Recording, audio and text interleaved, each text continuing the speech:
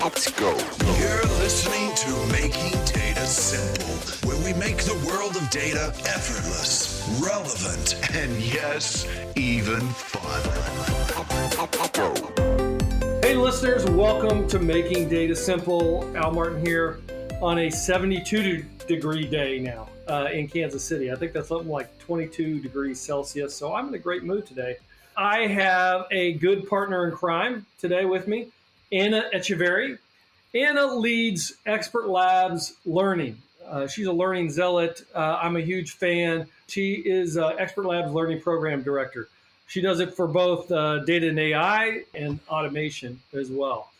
I know you have experience in sales. I know you have experience in client success. She's owned her own business, more than one business. I think the constant theme around Ana is that she's all about learning. I have little worries today because I think what I can do is probably just turn it over to you and you're going to hit the gas and you're going to go, because I know you're extremely passionate about learning. And that's why I wanted to bring you on, because we don't talk as much about learning. We talk about skills, but how to get those skills, I think we've just skipped over that very important part. Ana, welcome to the podcast. I appreciate you being here. How are you? Thank you so much, Al. I'm excited to be here today. So tell us about your history. I know you got to tell us about the business you've owned. Give us a little history of yourself. Absolutely. So I am Colombian, so the accent that you hear is Colombian. I've been in this country for 30 years now. You said very clearly that I'm very passionate about learning, and it really has been a theme throughout my life. It's very personal. I grew up in a small agricultural town in Colombia. My parents did not have a college education, but they always raised me to believe that education was the keys to the kingdom. They always said, you study, you learn, you work hard, and things will happen for you. So that's what I did. I got my computer engineering degree in Colombia. As I started working with clients, I got more curious about the business side of things. And that's when I came to the US with a scholarship for an MBA. I started working initially with a business partner to Informix. And then Informix was opening up their Latin American headquarters when I was living in Miami. And I joined Informix. This was the year 1994. And I did, initially started working in the training organization. And I built the training organization for Informix in Latin America. I spent about 7 years until Informix was acquired by IBM. Most of the work that I did was around growing the business through business partners, initially in training. Then I moved on to doing pre-sales, sales, and leading the Central America and Caribbean region at the time of the IBM acquisition. I've been in the technology industry for about 30 years. About 20 of them I spent between, Informix, IBM. Then I went to Microsoft Citrix. Always focus on growth. So things at scale at the time, a lot of work around business partnerships and alliances, and which is something that brings a lot of scalability to the business. Then at some point, I decided to become an entrepreneur, and I left the corporate world, started an e-commerce business focused on education. I had an educational toys business for about 5 years until Amazon started selling every product on earth, and it was completely impossible to compete with them anymore. At that time, this is about 10 years ago, I started seeing the potential explosion of the data analytics field. And I started researching, how do I learn more about this? My husband was relocated to North Carolina. And when we got here, I found out, surprise, surprise, that the only master program in the nation that existed in the field was here at NC State. And it was a total coincidence. I went to a talk by an IBMer that was talking about the future of IBM. And he said, at the end of the talk, he said, we can do all this if we have enough people skilled in this field. And after the presentation, I introduced myself to him, and he said, I'm very familiar with this program at NC State. If this is what you want, go do that. And the next day, I was literally applying to go back to school, got my Master of Science in Analytics, and completely switched into the data science field. had my own consulting business, worked with a lot of startups in the area and in California until about 6 years ago when my ex-manager at IBM called me one day out of the blue and told me, we are really starting to grow in this field of data science. And I was very excited about the potential of the Watson APIs and everything about how IBM could impact the field of data science and machine learning at large, at scale. I came back about 6 years ago and I spent about 2 years in a sales organization, then in a consulting team, the data science elite team, and started gravitating towards a lot of skills development projects. I built IBM's data science apprenticeship program, which is a fantastic program to access or bring people to IBM that don't need a college degree. And we work with them to actually turn them into junior data scientists in a period of 2 years. And I've been doing a lot of work with academia, working, of course, building strategic skills programs for our clients, for our IBMers and our business partners. So the great news about all of that, well, there's a lot of great news. You're with Informix, which is close to my heart. Absolutely. We joke about this all the time. I was with Informix. For all the youngsters out there listening, it was a great database, and we had such a great culture. So I hope the folks that are listening, every time we talk about Informix, it's like there's a big fan base. I get tons of LinkedIn, tons of Twitter. We'll see if folks hit me offline and see how many people are listening and are Informix fans. So we got that in common. So you come from good people. We know that. So you started out, I guess when you were doing Informix, you're probably in Miami doing sales. Is that right? I started in Miami first building the training organization for Latin America. We were starting at the time the expansion into Latin America. And then I moved on to sales, tech sales and sales in the Central America and the Caribbean region. So now you're in mid-U.S. North Carolina, is that what you said? North Carolina, yes. Beautiful North Carolina. Right, that's pretty far from Colombia, though. It is pretty far from Colombia. I love it here, though. This is a little piece of paradise. But you have family back there, don't you? I have an uncle, an aunt, and a few cousins. I only have a brother, and he lives in Miami. Great. All right, look, learning. Let's dive in a bit. Again, we often talk about skills. And speaking of skills, I was reading the other day. In fact, Anna used to be on my team, and she's, as you can tell, or you will be able to tell, you just give her the reins, you get out of the way. That's how Anna works in terms of learning. And so I was about to say, you may have given me some of these statistics as we were going through learning and transforming learning within our services organization. But one of the metrics that you gave me, PricewaterhouseCoopers, have a statistic that says 55% of company heads, CEOs, admit that their organizations can't meet the demand effectively. So learning is key, obviously. That's what, and from a services organization, we call ourselves expert labs because you got to be experts. That's what clients pay for. The question here is, learning is becoming mainstream. I mean, it's always kind of been mainstream, but now it seems, maybe it's just me, but more important than ever.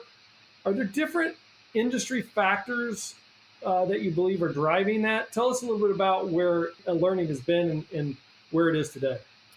I think there's been very significant changes. It used to be, I think, especially, like people of our generation, we would plan to go to college, graduate, and probably, or very rarely would consider going back to school, right?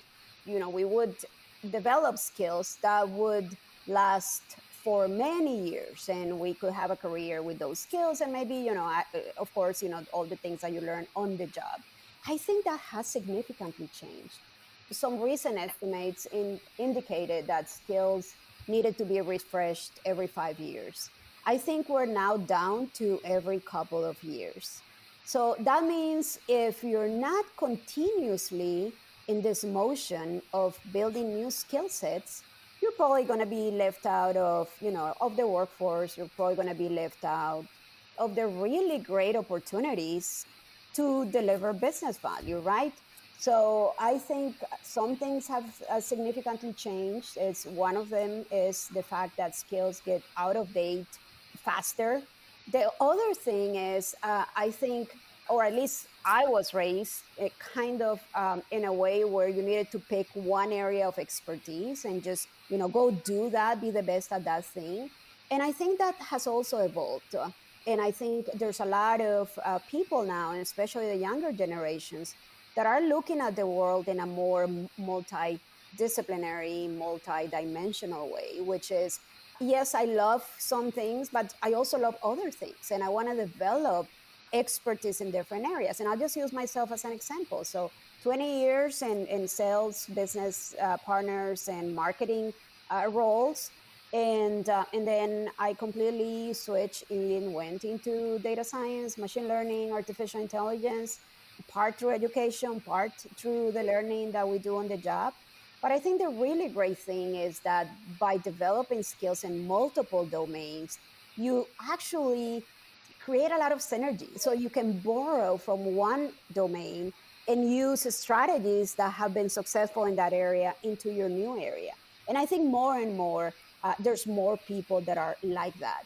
More recently, with the emergence of artificial intelligence, which of course is not new, artificial intelligence has been around in the past 70 years, but the significant emergence in the past few years really takes us even more into the space of having to develop multidisciplinary skills. Being in services, I find that it's kind of a litmus test as to where the industry is from a technical standpoint or from a solution outcome standpoint. Right now, today, from a learning angle, I talk with a team, and I firmly believe you've got to spend like 20% of your time learning. Honestly, I get a lot of pushback. I get a lot of feedback like, yeah, how do you find that time? We can't do that.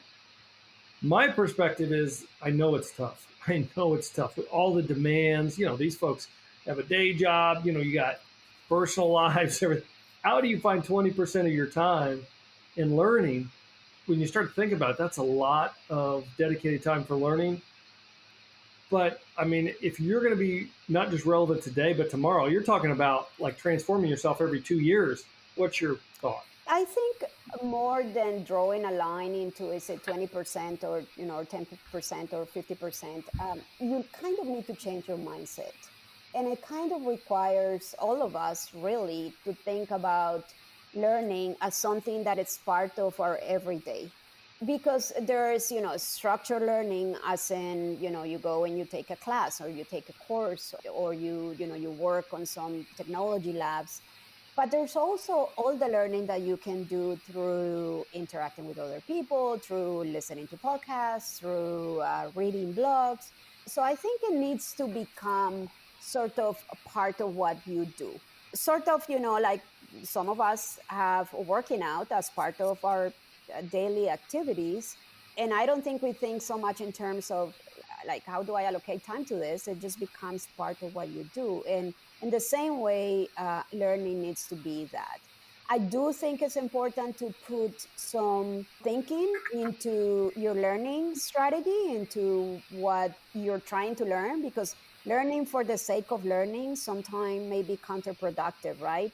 So, let's say within the context of our services teams, sometimes you have to prioritize the things that you're going to learn. Is it focused on certain technologies? Is it focused on certain aspects of the work that you do? Let's say as a consultant, as someone that is, developing a product or developing content. So I think it requires a mindset change. But it also requires turning that into something that's fun, not something that it's like a chore, right? Like, it's not like, oh my God, now I have to go learn. It's like, think about, it's almost like it's a survival skill, right? It's a mechanism to keep. I agree in that respect. And I think I get what you're saying, but think of it this way. Let's go back to your analogy on the exercise. Actually, I enjoy exercise. Still got to be a discipline for me. It's got to be a practice. I've got to turn it into a habit. I've got to push myself because, 5 o'clock in the morning when I'm going to go work out, I really don't want to. You don't want to go work out. Yeah. The last thing I want to do is work out. But then I say, look, just show up. You got to do that. You feel better about yourself after you do that. It's healthy. On the same time, at least for me, I've got to have that as part of my habits. If I start putting it in my day and I make it happen, then it becomes a habit. It's got to be just like exercise. Yeah. Otherwise, it won't happen. Don't you think? Yeah, as you're saying, turn it into a habit, right? So what does it take to turn something into a habit? You need to, one, think of the expected outcome, right? Like, why am I doing this? And that's something that motivates you, right? So, if we're talking about working out, it may be your health. And, when we're talking about skills development, I think in terms of career growth, but also in terms of personal growth. How do you make it a habit? I think, like with any habit, you tie it to some other event. For example, if you get up at 5 every morning to work out, so maybe you make a decision around, well, every evening or 3 days a week, I'm going to spend, between this hour and this hour, I'm going to spend this time learning. The way I do it, I try to find an accountability partner. How do you learn? I know you do. At this point, I don't even think about it now because it's such a part of my life, and it's something that I enjoy so much that it's like, I just don't even think about it. It's something that I do. I think it's hard when you have to change a habit, right? When you have to build a habit. And I think your idea of having an accountability partner is great. I think in the context of an organization, sometimes we pair up people in kind of a co-pilot type of relationship. That's a great way to do it. Another way that I think is very valuable is through mentorships. So to give you an example, IBM is very invested into our apprenticeship programs. We have over 16 different programs. Some of them are technical, like I mentioned, data science. We have business analytics. We have software development. Some of them are not technical. There's, we have HR, we have marketing, we have other programs. And the goal is to bring people in. And there's actually 3 pillars to building the skill sets in these individuals to perform a job. One is education. The second one is a mentor. So having someone that it's a guide and that it's actually helping you through the challenges and helping guide you. And then the third is the actual real world application and real world implementation. A couple comments I would make. I'm with you on the mentorship. I find that most successful people have mentors. On the education, so where do we go now? I mean, what's the best way to get education? I read a ton. But now there's virtual education. There's live. There's a ton of stuff that's luring because it's inexpensive, is free. There's stuff that you got to pay for. I'm a developer. What would you be doing if you want to keep up on education? What kind of forums would you recommend? The good and the bad news is that there's so many choices right now that it's both good and bad, right? Depending on the amount of time that you want to invest and the resources that you want to invest, there's tons of choices. Sometimes having so many choices makes it hard, right? Because it's like, what do I pick?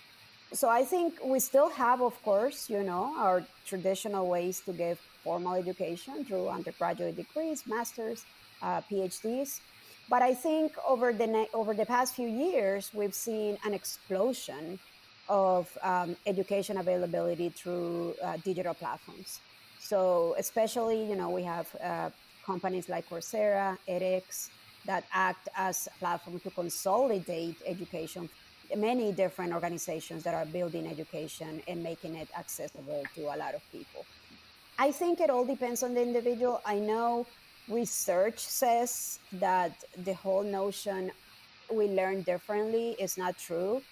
However, I do think people have preferences, so that research says that's not true? Research actually says that it is not true that there's different learning styles. No, it hasn't been able to be proved that in fact there's different learning styles. Saying that, I do think people have preferences. So for example, I am a very visual learner. I like to see things. I'm a huge reader, but when it comes to actually learning something new or developing a new skill, I need the visuals that go with content. So it's not. See, I'm with you. I got to believe that people learn differently. I mean, and here I'll give you an example. My youngest daughter has a hearing deficiency. The pandemic has not been good for her because everybody's remote. Yeah. And she needs to be close to the instructor. And if she's close to the instructor, or if it's a test, by example, in practice, she kills it.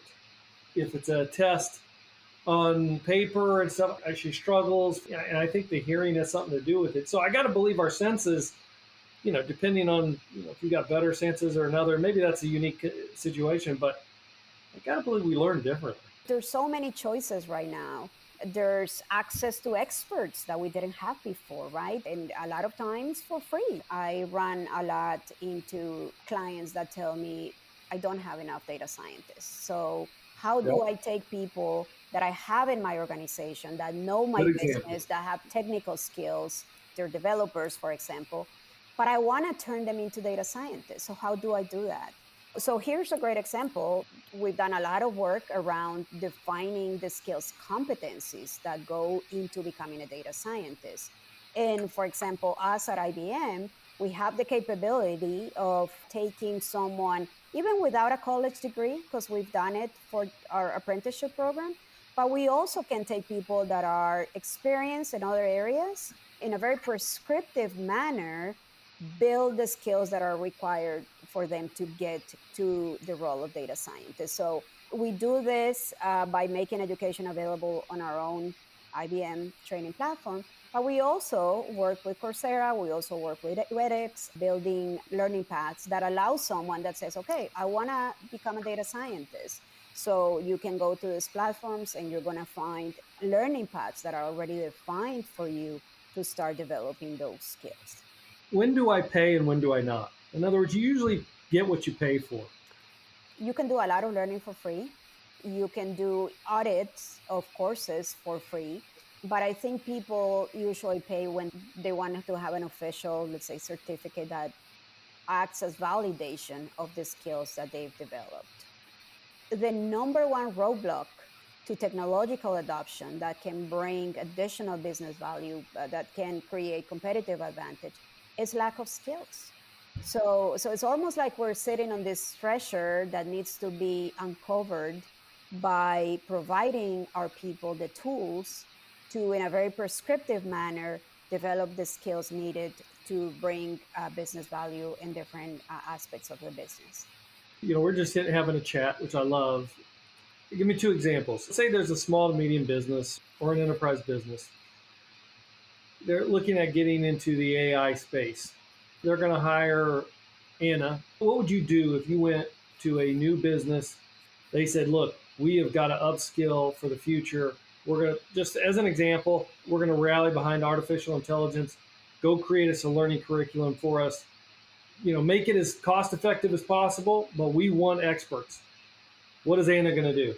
So the first thing that I think is important to understand is that, sometimes people think of upskilling for AI as you go take a course, you're ready. So I think there's a lot of layers into the skills that need to be built, and they vary depending on the roles in the organization. So I think data literacy, being able to understand data, the complexities of data, and how to turn data into insights is something that everyone in the organization should have.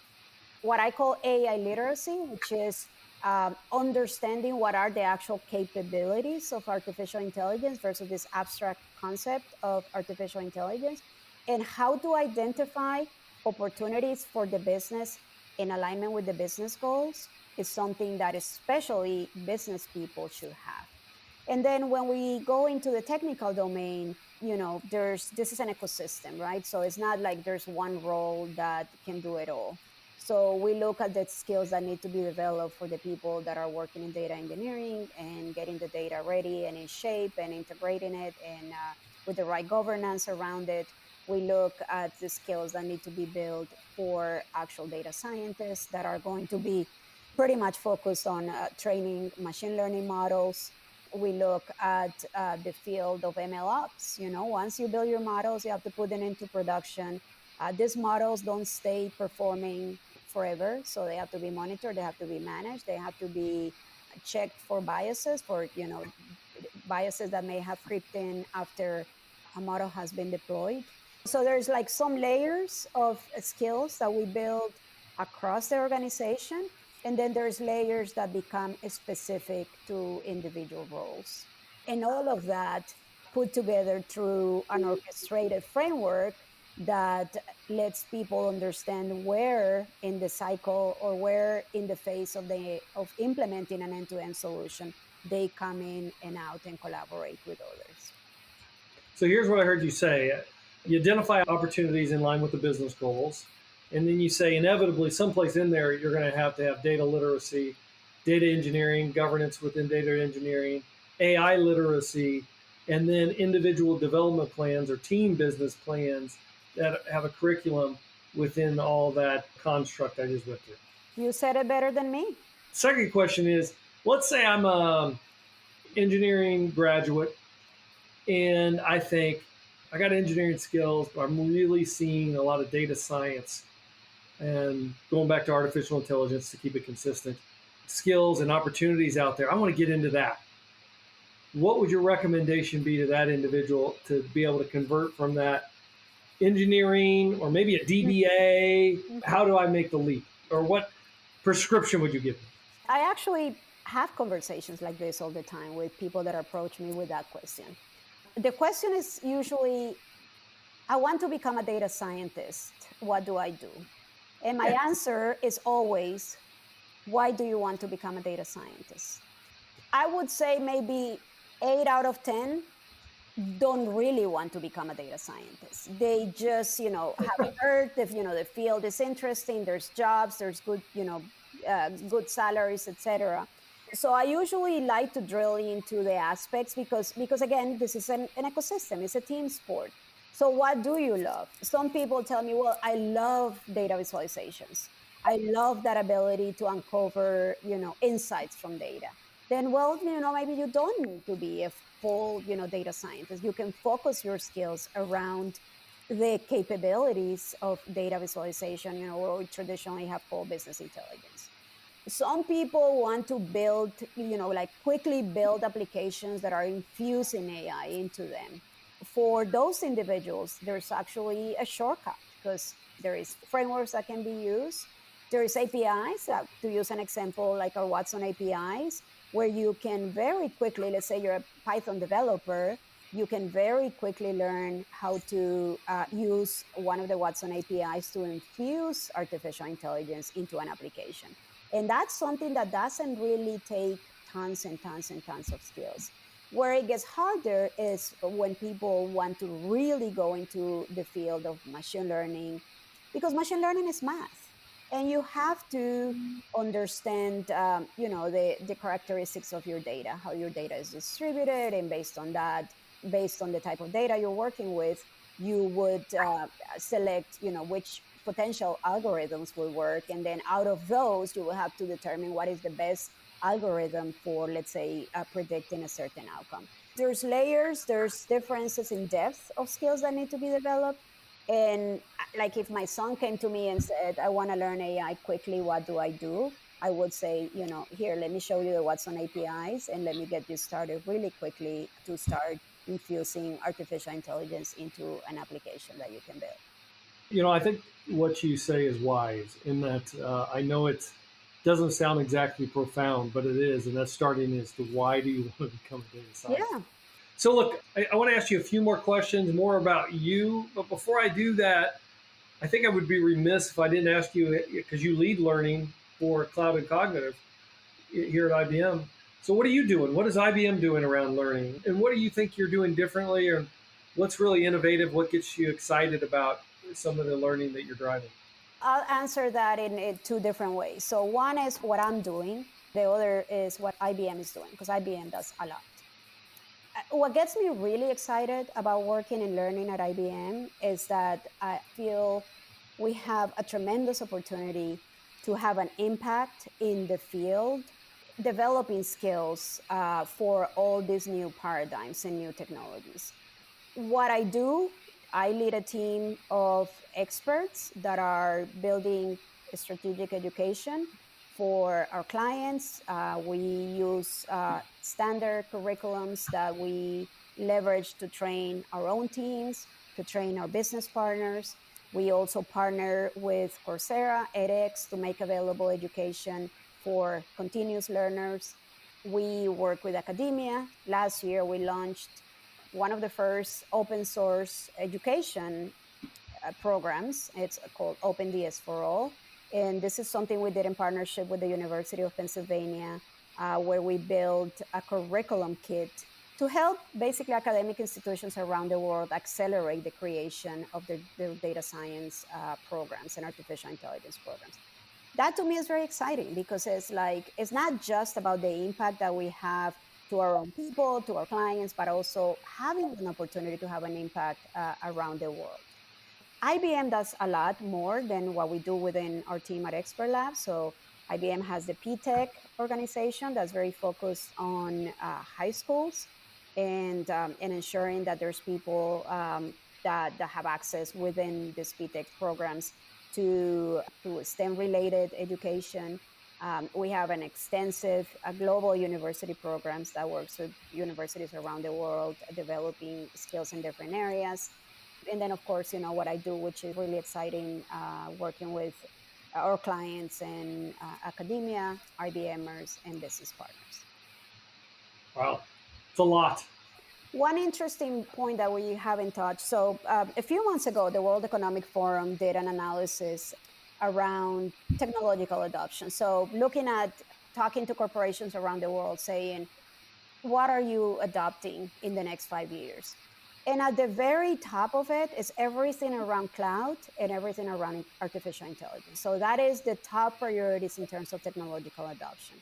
But then the next question is, what's blocking you? And there's different answers. The top 3 are related to skills.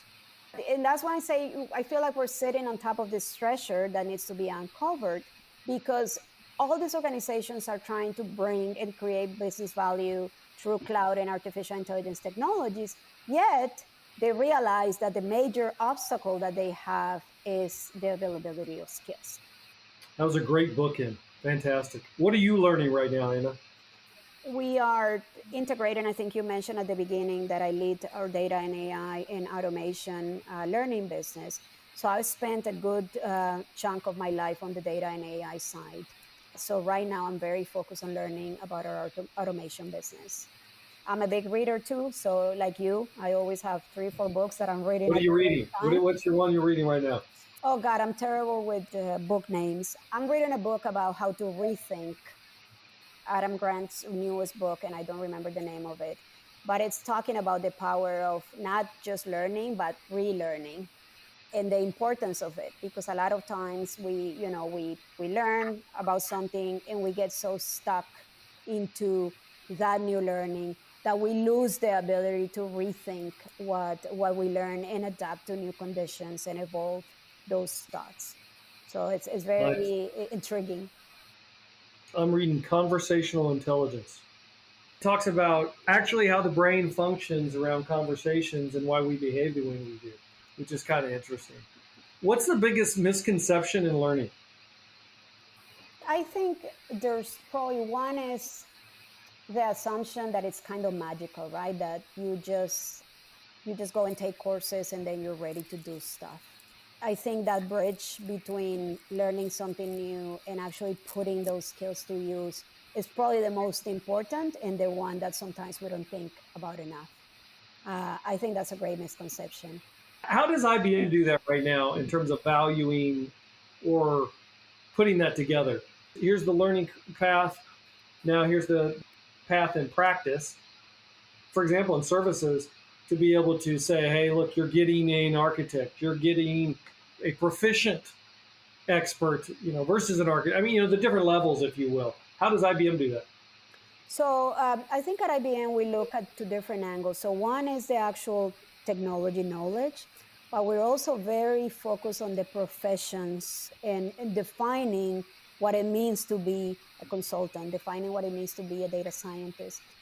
And these profession certifications that we work around actually provide a path for going and validating the skills through implementations. So we, like any other organization, there's a lot that we do that's virtual, and it's, digital education. We also, of course, have the capability to do live education. Then we have the ability to connect people that are looking for mentorship and mentors. Then the ability to shadow and participate in engagements, initially, let's say as an observer, but also, as skills are developed, progressing to participate in engagements all the way until you're ready to fly solo. And then you get a badge, or how does that work? So there's different aspects. So we look at badges, certificates, certifications, and those, some people use them interchangeably, but they're really all different. Badges tend to validate that you've completed, let's say, an individual course. Certificates usually validate that you've completed a collection of course, let's say a more complete learning path. Certifications come in two flavors.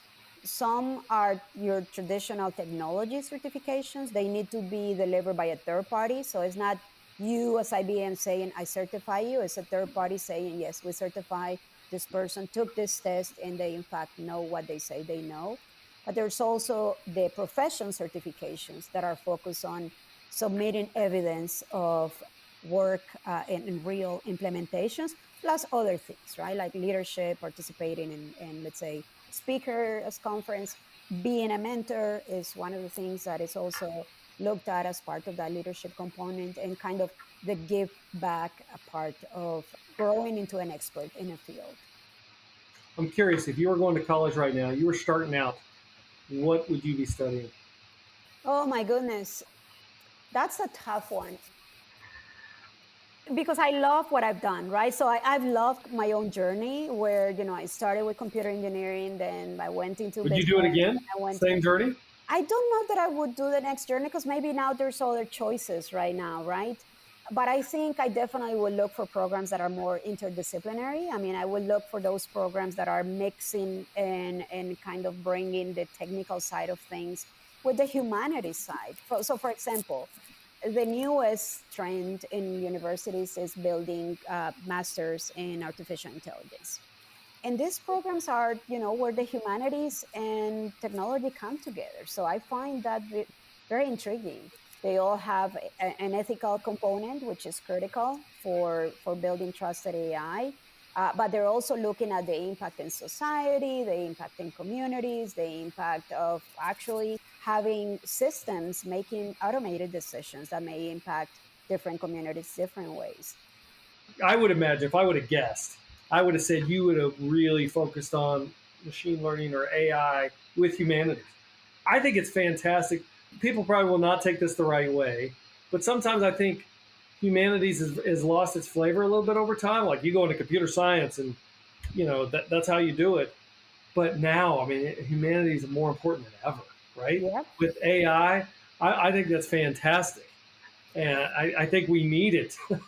And my daughter is majoring in anthropology, and she always says she doesn't want to do anything with technology. And my forecast is that one day she and I are going to write a paper together, because I keep telling her, your field of anthropology is just going to come together with artificial intelligence. So I agree.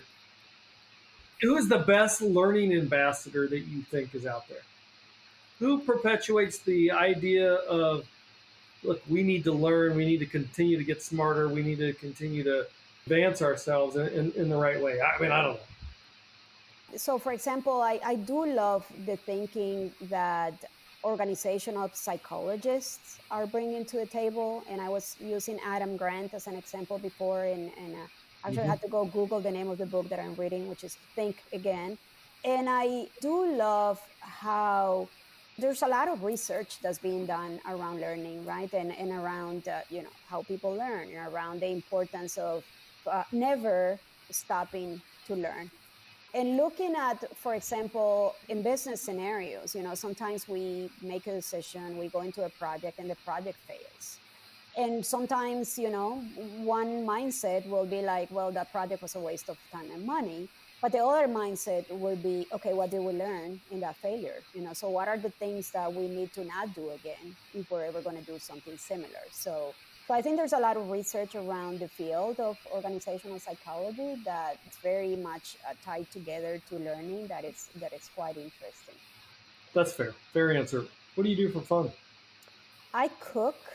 and I have a cooking blog.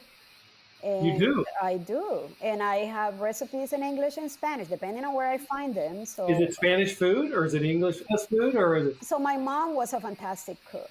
And I actually, well, the name of my blog is in Spanish. It's called Recetas de Mercy. Mercy was my mom's nickname. And recetas is recipes. So it's like Mercy's recipes. I love cooking. So when I find recipes in Spanish publications, I test them and I make changes, and then I publish them on my blog in the original Spanish. When I find them in English, then I publish them in English. And I'm a big reader, so I think those are the two main things. What's your blog? It's in Spanish, Recetas de Mercy. It's hard to share because it's the Spanish words. It's in English too, right? Yeah, and it's all easy recipes because I love cooking, but I don't want to spend, 5 or 6 hours cooking. I like the practical because I work, right? So I need to be able to finish work and then just go cook a healthy meal. So All right, I'm going to try one of these. So we'll put it in the show notes, and I'm going to go check it out. You're always fun to talk to. Very smart. I learned a lot from you. Speaking of learning, pun intended. So look, thank you for being on and chatting with us. Thank you so much, Al. This was great. All right. Okay. Thank you again. And for everybody listening, again, I'll see you on the podcast. Please reach out to us at almartintalksdata@gmail.com. See you all.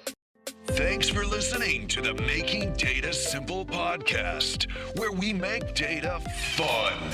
Be sure to visit ibmbigdatahub.com/podcast to access the show notes and uncover even more great episodes. Remember, the views expressed here are those of the host and its guests and do not necessarily represent the views of IBM. Until next time, let's go. Over and out.